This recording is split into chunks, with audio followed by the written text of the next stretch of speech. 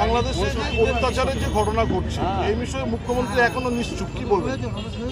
এসব ব্যাপারে মুখ্যমন্ত্রী নিশ্চুপ থাকেন, পশ্চিমবাংলায় মহিলাদের অত্যাচার হলে নিশ্চুপ থাকেন, কিন্তু বাংলাদেশে সংখ্যালঘু হিন্দুরা তাদের পিতৃপুরুষের জমিতে রয়েছে। বাংলাদেশের স্বাধীনতার জন্য তাদের বিরাট অবদান আছে, তারা বলিদান দিয়েছে। কিন্তু কিছু মৌলবাদী বারবার সুযোগ পেলে তাদের অত্যাচার করে, জমি জায়গা দখল করে। হাসিনার সরকার যখন ছিল তারা প্রোটেকশন দিয়েছেন, তাই তাকে সরানো হয়েছে। ভারত বিরোধী একটা মৌলবাদী শক্তি ওখানে সক্রিয় হয়েছে।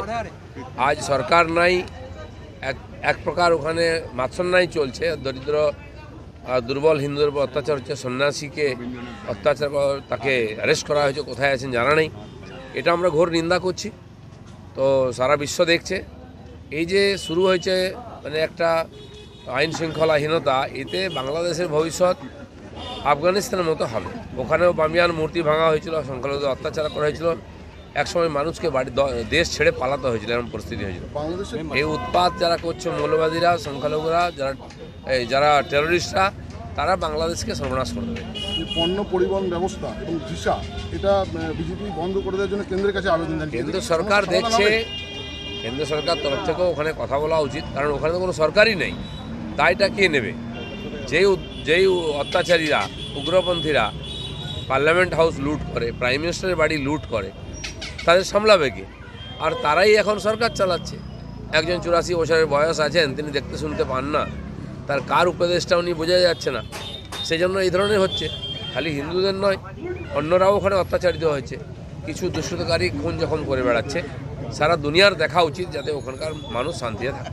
ভিসা এবং পণ্য পরিবহন যে বন্ধ করে দেওয়ার যে একটা সিদ্ধান্ত আপনারা দাবি করেছেন, এতে কি সমস্যার সমাধান হবে? সেটা কেন্দ্র সরকার দেখবে কি করা উচিত। পড়োশি দেশে শান্তি থাকুক, এটা আমরা চাই।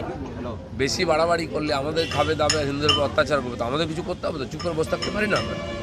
এখানে একটা চোর ডাকাত মারা গেলে যে মুসলমান হয়, আরব দেশ থেকে আওয়াজ ওঠে।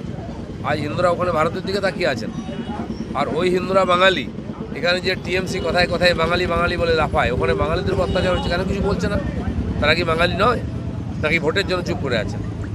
লোকসভা ভোটের দিনকে আপনি যে দাপট এখানে দেখিয়েছেন, তারপরেও মন্তেশ্বরে কুল্লা বাজারে যে অশান্তির ঘটনা ঘটেছে, এরপরেও তৃণমূল এখানে মানে সংখ্যাগরিষ্ঠ ভোটে জয়লাভ করেছে এই বিধানসভা থেকে। কি কোনো সমঝোতার অভাব, কি কোনো দ্বন্দ্ব হয়েছে? ভয়ের পরিবেশ এখনও আছে, কর্মীরা সেই জন্য ততটা সক্রিয় হয়ে কাজ করেনি। সেটা আমরা এসছি, আবার সবার সঙ্গে দেখা করছি। এখানকার মানুষ বিজেপির সঙ্গে আছেন, তো ওই রকম দাপট করে গুন্ডামি করে বেশি দিন সরকারে কেউ থাকতে পারে না। এখানে যে আপনাদের বিজেপি সেবার কর্মসূচি আমরা চোখে পড়ছে না, এটাই কর্মসূচিতে বাজারে বসে আছি তো, কর্মসূচি এটাই আগে পর্যন্ত এখনো হয় মেম্বারশিপের কর্মসূচি, এটাই কর্মসূচি আছে। ইলেকশনের পরে এখন মেম্বারশিপ